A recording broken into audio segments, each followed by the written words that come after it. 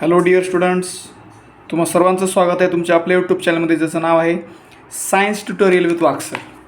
So students, previous लेक्चरमध्ये आपण gravitation या टॉपिकमधले सॉलिड एक्झाम्पल्स पाहिले. सो लेक्चर नंबर 8, आजच्या लेक्चरमध्ये आपल्याला एक नवीन कन्सेप्ट पाहिजे आहे, अर्थ्स ग्रॅव्हिटेशनल ॲक्सेलरेशन. यालाच आपण म्हणतो acceleration due to gravity. Okay, so earth's gravitational acceleration काय आहे आपण पाहूया. बघा विद्यार्थी मित्रांनो, ॲक्सेलरेशन हा नववीला तुम्ही कन्सेप्ट पाहिला असेल. तर ॲक्सेलरेशन म्हणजे काय? Rate of change of velocity with respect to time. टायमिंगसोबत जर व्हेलॉसिटी चेंज होत असेल एखाद्या ऑब्जेक्टची, तर त्याला आपण काय म्हणतो? ॲक्सेलरेशन. सो इथं हा काय आहे? अर्थ्स ग्रॅव्हिटेशनल ॲक्सेलरेशन आहे. तर तो कन्सेप्ट आपण पाहणार आहोत. बघा, the earth एक्झर्ट्स gravitational force on objects near it. तर सुरुवातीपासून या टॉपिकमध्ये आपण पाहतो आहे की अर्थ काय करत असते? ग्रॅव्हिटेशनल फोर्स एक्झर्ट करत असते त्याच्या जवळ असणाऱ्या ऑब्जेक्ट्सला. पृथ्वीच्या जवळ ज्या काही ऑब्जेक्ट्स आहेत त्या ऑब्जेक्टवर अर्थ काय करत असतो? ग्रॅव्हिटेशनल फोर्सचा इन्फ्लुएन्स किंवा एक्झर्ट, त्याच्यावर फोर्स हा ॲक्ट करत असतो. So according to Newton second law of motion, a force acting on a body results in its acceleration. तर 9thला न्यूटनचे 3 लॉ ऑफ मोशन आहे. तर त्यापैकी सेकंड लॉ ऑफ मोशन काय सांगतो आपल्याला? According to Newton second law of motion, a force acting on a body results in its acceleration. एखाद्या ऑब्जेक्टवर जर आपण फोर्स अप्लाय केला तर त्या ऑब्जेक्टचं किंवा त्या बॉडीचं काय होत असतं? ॲक्सेलरेशनमध्ये रूपांतर होत असतं.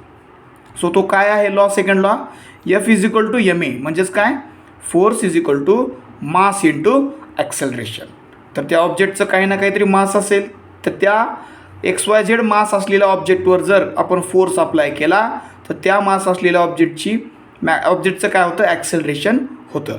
सो हा काय सांगतो आपल्याला? न्यूटनचा सेकंड लॉ ऑफ मोशन. मग आता आपल्याला ॲक्च्युअलमध्ये पाहिजे की ॲक्सेलरेशन ड्यू टू ग्रॅव्हिटी म्हणजे काय, किंवा अर्थ ग्रॅव्हिटेशनल ॲक्सेलरेशन, एकच नाव आहे ना, ऑरमध्ये नाव आहे. So the gravitational force due to the earth on a body results in its acceleration is called acceleration due to gravity. बघा, तर gravity, acceleration due to gravity. Acceleration म्हणजे काय? सिम्पली तर एखाद्या ऑब्जेक्टचं टायमिंगसोबत चेंज होणारी वेलॉसिटी म्हणजे ॲक्सेलरेशन, बरोबर. तर या ठिकाणी सुद्धा ॲक्सेलरेशनच होत आहे, फक्त फरक काय आहे? The gravitational force due to the earth on a body. एखाद्या बॉडीवर, एखाद्या ऑब्जेक्टवर जर ग्रॅव्हिटेशनल फोर्समुळं, कुणाच्या? अर्थच्या, due to the earth gravitational फोर्समुळं त्या ऑब्जेक्टचं, त्या बॉडीचं रूपांतर जर कशामध्ये होत असेल? Results in its acceleration, then it is called as acceleration due to gravity, बरोबर. एखाद्या ऑब्जेक्टला जर आपण काय केलं? अपवर्ड डायरेक्शनमध्ये फेकलं, थ्रो केलं, आणि मग अपवर्ड डायरेक्शनमध्ये फेकल्यानंतर त्या ऑब्जेक्टवर काय असतो? ग्रॅव्हिटेशनल फोर्स अर्थवरचा ॲक्ट होतो, आणि मग तो ॲक्सेलरेट होतो ऑब्जेक्ट, आणि मग त्यामुळं तो जो काय ऑब्जेक्ट ॲक्सेलरेट होतो आणि खाली येऊन पडतो, म्हणजेच त्याचं काय झालेलं आहे? ॲक्सेलरेशन झालेलं आहे, जे की कशामुळे झालेलं आहे? ग्रॅव्हिटीमुळं किंवा ग्रॅव्हिटेशनल फोर्समुळं. म्हणून आपण याला काय म्हणतो? Earth's gravitational acceleration. असं ॲक्सेलरेशन जे की अर्थच्या ग्रॅव्हिटेशनल फोर्समुळं काय होतं?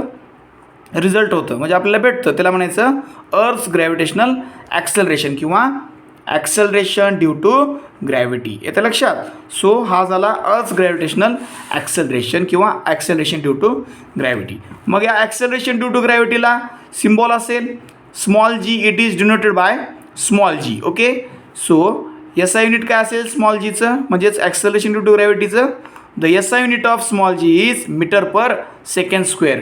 आणि मग CGS युनिट काय असेल? CGS पद्धतीमध्ये SI युनिट आहे मीटर पर सेकंड स्क्वेअर, CGSमध्ये काय असतं? Centimetre per second square. Second square दोन्हीकडे सेम असतं, फक्त मीटरचं काय झालं? मीटर असतं SIमध्ये, CGS सिस्टीममध्ये सेंटीमीटर असतं. ओके, सो मग आता the value of small g is 9.8 metre per second square. So आपल्या अर्थची जी ग्रॅव्हिटी आहे, म्हणजेच ग्रॅव्हिटेशनल ॲक्सेलरेशन आहे, त्याची व्हॅल्यू असते कॉन्स्टंट. ती व्हॅल्यू किती असते? 9.8 metre per second square. Okay, so हा कन्सेप्ट आपण इथं पाहिला की अर्थ ग्रॅव्हिटेशनल ॲक्सेलरेशन म्हणजे काय, किंवा ॲक्सेलरेशन ड्यू टू ग्रॅव्हिटी म्हणजे काय. त्याची डेफिनेशन पाहिली आपण, त्याचा सिम्बॉल पाहिला, त्याचं SI युनिट, त्याचं CGS युनिट आणि त्याची जीची व्हॅल्यू. ओके, सो आता बघा याच पॉईंट्सवर आधारित दुसरा पॉईंट आहे तो आपण पाहणार आहोत. बघा की जीची व्हॅल्यू आपल्याला सरफेस ऑफ द अर्थवर कॅल्क्युलेट करायची आहे, जी आता आपण पाहिली ना 9.8. तर हीच व्हॅल्यू आपल्याला काय करायचं आहे, डिराईव्ह करायची आहे. तर ती बघा, value of g on the surface of the earth. तर अर्थवरची सरफेसच्या आपल्याला जीची व्हॅल्यू कॅल्क्युलेट करायची. तर ती कशी करणार आपण बघा, according to Newton's universal law of gravitation. हा पाहिलेला आपण न्यूटन्स युनिव्हर्सल लॉ ऑफ ग्रॅव्हिटेशनच्या अकॉर्डिंग काय, an object of mass m situated at a distance r from the centre of the earth. एक ऑब्जेक्ट घेतला आपण, त्या ऑब्जेक्टचं मास समजा m आहे आणि मग डिस्टन्स काय आहे, r आहे from the centre of the earth. अर्थच्या सेंटरपासून त्या ऑब्जेक्टचं डिस्टन्स किती आहे, r, आणि m काय आहे त्या ऑब्जेक्टचं मास.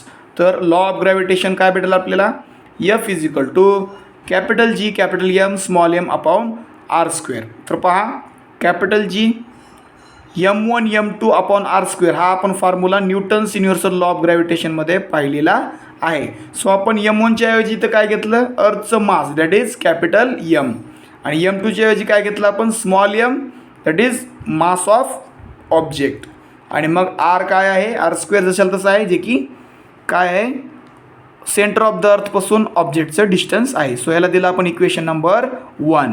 सो वेअर कॅपिटल M काय इंडिकेट करतं आपल्याला, मास ऑफ दी अर्थ, आणि मग according to Newton second law of motion काय आहे, 9thला पाहिलेला आपण, आत्ताच पाहिला, F is equal to ma.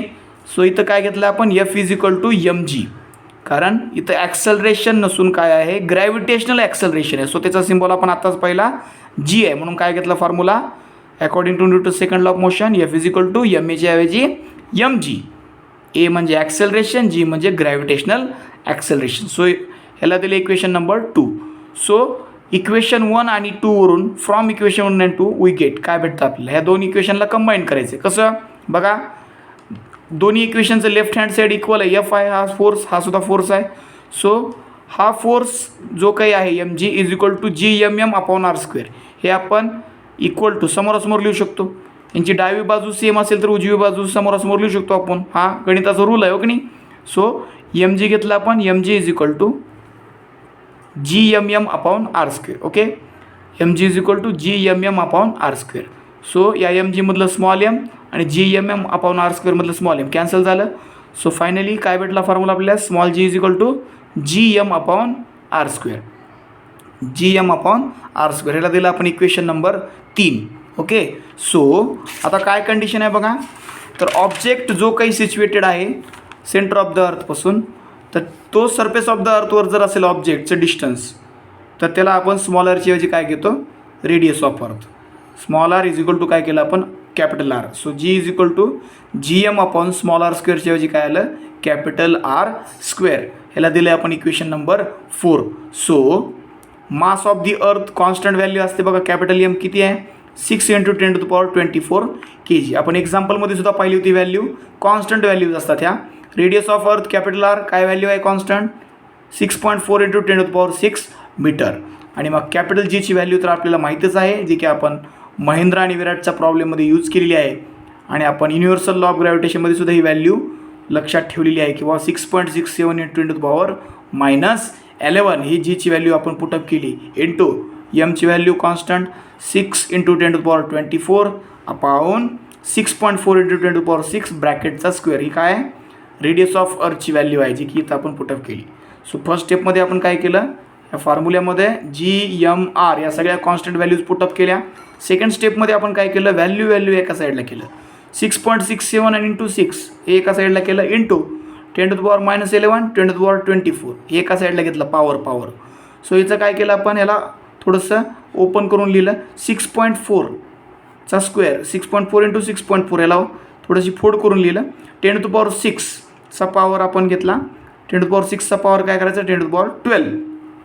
आणि मग पुढच्या स्टेपला या दोघाचा गुणाकार करून घेतला, किती आला, 40.02, आणि या दोघाचा गुणाकार किती आला, 40.96 किंवा 96, इंटू 24मधून -11 केले.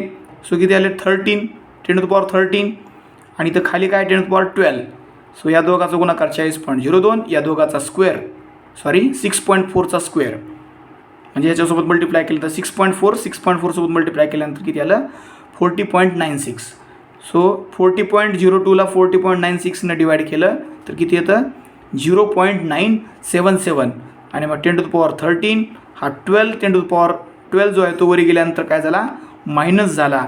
आणि मग 13 10⁻13मधून 10⁻−12 हे काय झालं सबस्ट्रॅक्ट झालं तर काय भेटलं 10⁻1. So 0.977 into 10⁻1. सो 1 पॉईंट पुढे सरकवला आणि मग हा 10चा पॉवर 1 आणि 1 सरकल्यानंतर 10⁻−1 हे कॅन्सलअप होतो. आणि मग काय येतं 9.77 मीटर पर सेकंड स्क्वेअर. हा काय जीची व्हॅल्यू आपल्याला भेटलेली आहे जी की आपण ॲप्रॉक्सिमेटली किती घेत असतो 9.8 मीटर पर सेकंड स्क्वेअर जी की व्हॅल्यू आपल्याला जीची आहे ही कॉन्स्टंट व्हॅल्यू आपण वापरत असतो. आपल्याला पुढे प्रॉब्लेम्स पाहिजे त्यामध्ये ही व्हॅल्यू येणार आहे. ओके. सो अशा प्रकारे आपण व्हॅल्यू जीची पाहिली येते लक्षात. सो अर्थ ग्रॅव्हिटेशनल ॲक्सेलरेशन म्हणजे काय तर gravitational force due to the earth on a body results in its acceleration. अर्थच्या ग्रॅव्हिटेशनल फोर्समुळे एखादा ऑब्जेक्ट जर ॲक्सेलरेट होत असेल तर त्याला आपण काय म्हणतो acceleration due to gravity. Acceleration due to ग्रॅव्हिटीचा सिम्बॉल आहे स्मॉल जी. SI युनिट आहे metre per second square. CGS unit आहे सेंटीमीटर पर सेकंड स्क्वेअर. आणि जीची व्हॅल्यू किती असते 9.8 metre per second square. So जीची व्हॅल्यू आपण सरफेस ऑफ द अर्थवर कशी कॅल्क्युलेट केली तर न्यूटन्स युनिव्हर्सल लॉ ऑफ ग्रॅव्हिटेशननुसार एखाद्या ऑब्जेक्टचं मास जर आपण m घेतलं त्याचं डिस्टन्स सेंटर ऑफ द अर्थपासून जर r घेतलं सो काय फॉर्म्युला आहे F = GMM/r². Capital M mass of the earth, small m mass of the object. So according to Newton second law of motion F = काय घेतलं आपण mg. Second law of motion आहे न्यूटनचा. ह्याला equation number 2 दिलं, ह्याला equation number 1. So हे दोन इक्वेशनला कंबाईन केलं. लेफ्ट हँड साईड यांची इक्वल आहे. सो राईट हँड साईड आपण समोरासमोर लिहू शकतो. So mg = GMM/r². Small m cancel झालं. g = काय भेटलं आपल्याला फायनली GM/r². इक्वेशन नंबर 3 दिला आपण याला. आणि मग नंतर काय केलं आपण स्मॉल r = कॅपिटल R घेतलं. सरफेस ऑफ द अर्थवर जर ऑब्जेक्ट असेल तर आपण त्याच्याऐवजी रेडियस ऑफ अर्थ घेतली आणि मग फॉर्म्युला भेटला आपल्याला GM/r². याला दिलं equation number 4. So constant values आहेत. मास ऑफ अर्थ असतं 6 × 10⁻24 kg. रेडियस ऑफ अर्थ असतं 6.4 × 10⁻6 मीटर. कॅपिटल जीची व्हॅल्यू कॉन्स्टंट माहिती आहे आपल्याला 6.67 × 10⁻11 इंटू मास ऑफ अर्थची व्हॅल्यू पुटअप केली, रेडियस ऑफ अर्थची व्हॅल्यू पुटअप केली. सो व्हॅल्यू एका साईडला केल्या, पॉवर एका साईडला केलं, ह्याचा स्क्वेअर केला, याला फोल्ड करून लिहिलं. 10⁻6चा स्क्वेअर आला 12. सो या दोघाचा मल्टिप्लिकेशन आलं 40.02. या दोघाचा किंवा 6.4चा स्क्वेअर घेतला 40.96. हा पॉवर 24मधून 11 वजा केला 13 राहिला पॉवर. खालचा 12 पॉवर आहे 10⁻. सो या दोघाचं डिवायडेशन केल्यानंतर किती आलं 0.977 इंटू 10⁻13. हा पॉवर वरी गेला, प्लस पॉवर होता वरी गेल्यानंतर मायनस झाला. सो 10⁻13मधून -12 केलं पॉवर. सो 10⁻1 आलं. 1 डिजिट पुढे सरकवला, हा 10 कॅन्सल झाला 10⁻−1 सोबत. हे बघा ज्यावेळेला आपण व्हॅल्यूमध्ये पॉईंट पुढे सरकवतो 1 पॉईंट इथे घेतला का नाही. सो 10⁻−1 आणि +1 हे दोन काय होतात कॅन्सल होतात. आणि मग काय आला आन्सर फायनली जीची व्हॅल्यू किती आली 9.77 मीटर पर सेकंड स्क्वेअर. आणि मग साहजिकच ही व्हॅल्यू आपण काय घेत असतो round figure 9.8 metre per second square घेत असतो जी की काय आहे आपल्या अर्थची ग्रॅव्हिटी आहे. ॲक्सेलरेशन ड्यू टू ग्रॅव्हिटीची व्हॅल्यू आहे येते लक्षात. सो आय होप तुम्हाला माझं लेक्चर आजचं आवडलं असेल तर लेक्चरला लाईक करा, सबस्क्राईब करायला विसरू नका चॅनलला आपल्या. तुमच्या फ्रेंड्सना हा व्हिडिओ शेअर करा. आणि मग याच्या पुढचा जो काही बीट आहे तो आपण नेक्स्ट लेक्चरमध्ये घेऊया. आजच्यासाठी आपण इथंच थांबतो आहे. Thanks for watching.